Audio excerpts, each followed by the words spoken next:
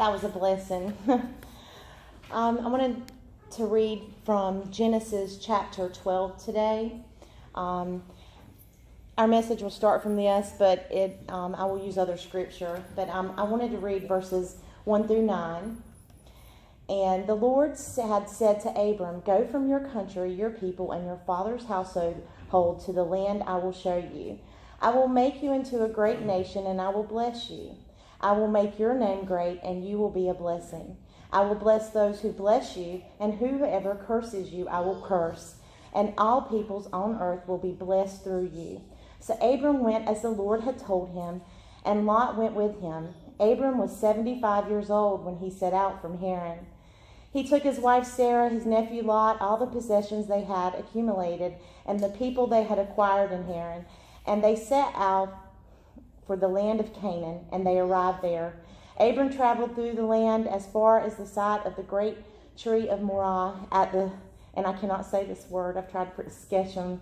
At that time the Canaanites were in the land. The Lord appeared to Abram and said, "To your offspring I will give this land." So he built an altar there to the Lord who had appeared to him. From there he went on toward the hills east of Bethel and pitched his tent with Bethel on the west of Ai on the line the east. There he built an altar to the Lord and called on the name of the Lord. Then Abram set out and continued toward Negev. The title of this message today is Faith That God Will Provide. Abraham is a very familiar name in the Bible. We normally think of him, Father Abraham. But he was a great man of faith, but it didn't start out like that for Abraham. We can see through his life the challenges that he faced. At first, I think one of the major challenges of his faith in his life was when the Lord told him that he would have a child, and he was an old man, and him and his wife, they laughed at God. They didn't even believe God that could even possibly happen for him. So we see through Abraham's life that he gradually grows in faith. He didn't just become this father of faith overnight. God, if we look back at this scripture though, we'll see that God was instructing Abraham at this time to go forth. This was Abraham's call. And if you'll notice, he was telling him to do it. He wasn't requesting of him. And that relationship at that time, we don't know that, but we do know that they developed a friendship over time. And so, but if we look back in Acts, it tells us that he had already made this promise to Abraham before he dwelt in Haran. There was a promise made to him prior to this time. God repeated this promise. And now that his father was dead, Abram was more inclined to move forward to a more complete obedience. Abraham's partial obedience did not take God's promise away. It just meant that the fulfillment of the promise was delayed until Abraham was ready to do what the Lord was willing for him to do. Sometimes we're not ready when God calls us to do something. We're not ready to go up to that mountain or that hill and take our burden or lay it down before God. We're not there yet. And I really believe our faith with God, we have to develop a relationship with him. And I don't know how Abraham's relationship was at that time, but if we look in Genesis 22, which I'm not going to ask you to turn there, but I think we're very familiar with that story where Abraham actually has to take his son to the altar to be sacrificed. Now, this was not a demand of the Lord at this time. It was a request. And Abraham, you can see that he was a friend of God because he called out and he said, "Here I am, Lord. Here I am." Now we have to develop that kind of relationship with God. See, here we saw Abraham struggle before. He wasn't there in his faith yet. But now at this point in his life, we can see that he has a true relationship with God. And God was calling on him to test his faith in this horrible trial that none of us would ever want to go through. Sometimes we're not ready to fully obey God, like Abraham wasn't in certain points of his life. There are things in our lives we're not ready to hand over to God or trust him with. We hold on to those things, and it prevents us from moving forward. We can see here that Abraham was finally ready to be obedient to God's call. He did not question God when he asked him to pick up his family and move. As I think about the times in my life when God has called for my obedience and full trust, I can't help but recall the struggle I've had with that. It was for me to lay down my will for his. Things that I didn't want to do, things that I didn't want to lay before him. Despite knowing what was ahead or where he was going, Abraham took the call. Now we can see that he was partially obedient at this point in the call of the Genesis 12, because he took Lot with him, and the Lord never instructed him to take Lot with him. He said to leave his household. But sometimes we want to carry baggage with us. We'll do what you say, Lord, but I got to take this with me because I need to tear. And do you know what happened? Lot was terrible trouble for Abraham. He was awful trouble. I mean, it ended up they became struggle and battle with each other. And, you know, if Abraham had obediently followed him in the whole thing. But see, God never gave up on Abraham. Despite what Abraham partially obeyed or didn't, he still had a call for Abraham's life. I can still remember sitting in a hospital waiting area, waiting for a doctor to come in and tell me that my husband was going to be okay. He had had a heart attack at 35 years of age. Nobody knew this was coming up. And I wasn't really ready to be obedient to God. In my heart, I was saying, God, it's not fair. This is not time to take my husband. And I'm not happy with this. I'm not happy with you. I don't think I can go forward and do what I need to do if you do this to me. And we get to that place with things in our lives. We're not willing to back down or give it to God. And I remember a year later, after God so graciously spared my husband, that I was in the same predicament, and the stents had clogged back up, and I still wasn't ready. And I still wasn't ready to lay it before God. I wasn't ready for him to take my husband. And I wasn't ready to give it to him. But let me tell you, during that time, I had no peace. I had no comfort. I trusted God, but not fully. I wasn't ready to hand him over. I couldn't see the possible situation that lies ahead of me. See, sometimes these struggles that we have and these things that come against us are there to test us and build our faith. And we can't see the plans God has for us along the road. And we're not willing to give up anything, even though he was so graciously willing to give up everything. So I remember a couple of weeks after that occurrence, the second time, I was driving in my car and I said, Lord, I submit to your will. I can't do this anymore. If you want my husband, you can have him. Because he's not mine, he's yours. And I trust you that no matter what happens in my life, that I will obediently follow you, God, wherever you go. See, that is hard for me to even say now. Because to be honest with you, I'm very thankful that I still have my husband here with us today. But this week, the reason this message came up to me so strong is because I have been praying for a baby. And me and my husband, we're getting up in our age. And it hasn't happened.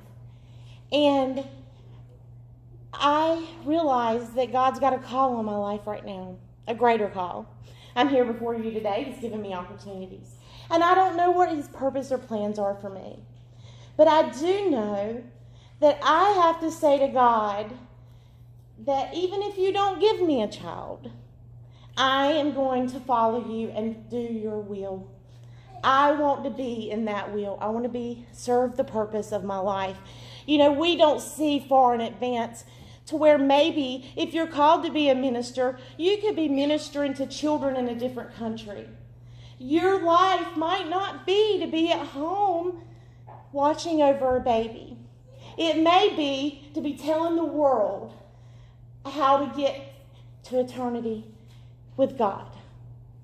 And that's hard for me. And I'm sorry I'm getting emotional about this, but it's hard for me. But this week I found peace with that. If God doesn't give me a baby, I'm okay with that. And that's why I wanted to share with y'all more about Abraham and his life. It was through the story of Abraham's life that I saw the true love of God. You see, God does not want our sacrifice. He wants our obedience.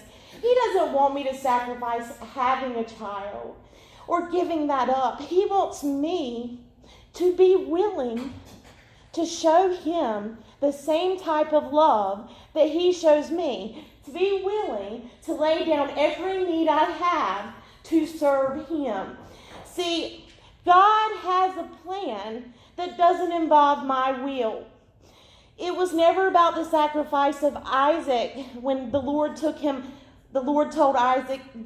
Abraham to take Isaac to the mountain. God desires the love he has for us, from us. He wants to know that we love him as much as he loves us. God knew what he was asking of Abraham. He knew it would probably be the hardest thing he had to do. Here, Sarah and Abraham struggled for years to have a child. And here God was asking this man to go take this child before the altar and slay him and slaughter him there. I believe God was testing Abraham. I can't imagine the pain of what that must have been like. You see, I believe God hurts just as much as we do when we reject him. I believe so when we constantly disobey him and when we come back to him, he tests us. See, Abraham wasn't always faithful to God. And it's sort of like when we get in a relationship with somebody and they hurt us terribly and deeply, we can't go back to that. If we do decide to give them another chance, we test that person because we don't trust what they've done to us. We don't trust that they're going to be faithful to us anymore. So we test them. And I believe God has that same faith, that same hurt. I believe God has that same hurt in his heart that we do. He has that same hurt. So he's going to test us to see how faithful we are to him. See, but the good thing about Abraham is he had already grown in his faith at this point. The Lord knew beforehand what he was doing with Abraham. He knew Abraham's heart. He knew that that was his friend. It's not until we truly love and experience heartbreak, though, that we can understand this type of love. When someone rejects us or constantly back and forth with their feelings for us, or we lose faith in someone we once trusted or loved, I can't imagine what it must be like for God. He loves us so much, and we constantly break his heart by running after our fleshly desires. That is why Israel was considered a harlot, because she was constantly fleeing from him. Can you remember the first time that you were rejected? Can you remember how it felt to know that someone you loved and trusted did not love you back? Have you ever had someone play with your emotions or disappoint you terribly? And how it must hurt, that feeling. And if you understand it, I just want to see today maybe you could understand how God hurts when we don't love him the same way. He hurts that way. I want you to see the struggle of God here today. See, we're so focused on ourselves, we often don't even think about God. Sometimes people hurt us in our lives and they don't even know how bad they've hurt us. They don't understand it. That's one reason you probably don't ever see them apologize or come forth. They don't even know what they've done. And I'd like to say that we could play the fool in this and say that we don't know what we do to God, but we do. We know what we're doing to him. You see, it's through our greatest struggle God allows us to see his love. We experience the pain that he feels every time we disobey him. Maybe that person, you just have to give it to God and lay it down before him. Every nail that pierced through Jesus' hand was for us. He knew how many times we will refuse to show him love. Jesus saw all the times we would ignore his call. You see, God's call for all of us, he has a call. He is still waiting on some of us today to be obedient. The promises are there, but we have to lay down our will and submit to him. We have to fully accept him. Accepting him means loving him as much as he loves us. something that you're not willing to sacrifice to Him. Is there anything here today that you wouldn't give up for God? And I would be not telling you the truth that there are things in my life right now that I'm not struggling with. And there are things that I don't want to sacrifice.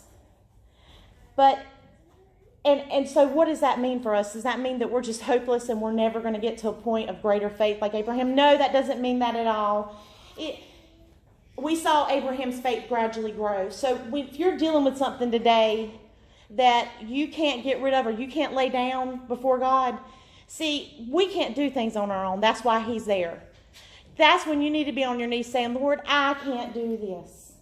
I can't do this. I need you to help me through it. Please help me get past this point. See, Abraham obeyed God. He was willing to lay down his son's life for God. Later, God would lay down His own son's life for mankind.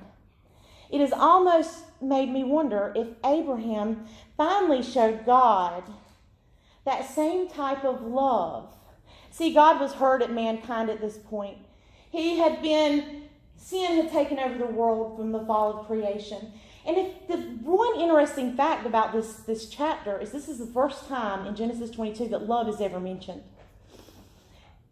But the thing about it is it just made me think maybe God's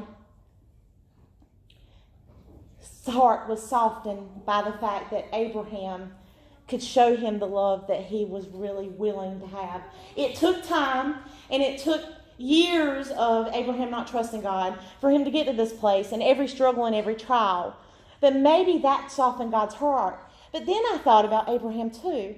If he was God's friend, maybe God was sharing with his friend, as we so often do, the struggles of our life. And maybe God was showing Abraham, hey, I'm going to walk you through what's going to happen with my son one day. I'm going to share with you what I'm going to have to go through. And I want you to see and feel what I feel. I don't know if that's the case. I just know that in my heart, I ponder things like that. I always wonder, could that be possible? See, the events recorded for us in Genesis 22 point to the crucifixion event recorded in each of the 4 Gospels. If you read Genesis 22 carefully, you will notice that Abraham truly believed God would provide the sacrifice. I'm not sure what all Abraham was thinking, but he had the faith that God would provide. He had so much faith, I believe Abraham believed that if God took his son, that He could resurrect him. I believe that he knew when he went up there to sacrifice his son that God had already made a way. And that's what you need to do with the things in your life. You need to lay them down and say, Lord, I already know you've made a way. It might not be like my will, but it's your will. Abraham looked up at his son, and just before slaying him, the angel of the Lord said, stop. And see, right ahead of them was a ram caught in the thicket. And that was the sacrifice provided that day for Abraham. See, when it comes down to it, we don't have to make any sacrifices because the sacrifice is made by Jesus Christ. That day, that ram is a semblance to me of Jesus Christ stepping in.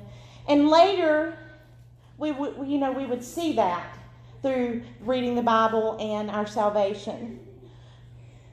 When was the last time you saw a man or a ram or anything caught in a thicket? And that's how God is. He can take something and just create something beautiful out of it. What's the point? God provided the sacrifice necessary to atone for the sins in this instance. Abraham believed and God provided. Abraham did not have to endure the horror of slaughtering his only son. God provided for Abraham what he did not have. That is so amazing to me. That's so beautiful that Abraham didn't have to go through this. Years later, on that same hill, another sacrifice took place. Another father saw his son walk up the hill to be slaughtered. Except this time there was no ram, there was no thicket. There was no father and there was no answer. And it was sheer forsakenness. Why? God the Father was doing this for a world that rejected him, a world that did not love him the same. What God graciously prevented Abraham from having experience, he endured for himself in sheer love for you and me.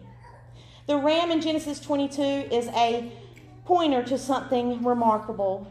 Our God provides and has provided everything for us, and through Jesus Christ, the Son was slaughtered. Now, when someone asks us, how can you be right with God? Or what has God done for you? We can answer as Abraham, we can answer the same as Abraham did. God himself has provided the Lamb. He is Jesus. See, our circumstances can seem meaningless in comparison to God's great sacrifice. But to him, even the smallest things in our lives are important. I can see the struggles I face with my husband and not having the child. It increased my faith. Without the struggles, I could not fully understand how much God truly loves me. These are all simply could be tests to show how willing I am to obey and sacrifice. See, how willing am I to obey God and show him how much I love him? See, there's nothing we can offer God but our obedience. There's nothing. We have nothing we can take to heaven for us. You know what amazes me? That one day when we get to heaven, because of Jesus' sacrifice, we're going to be rewarded. What do we deserve an award for? Nothing. Absolutely nothing. But that's how much our God loves us. That he's going to have awards for us. And then we're going to be able to present and lay them at his feet. But why wait till then, people? Let's do it now.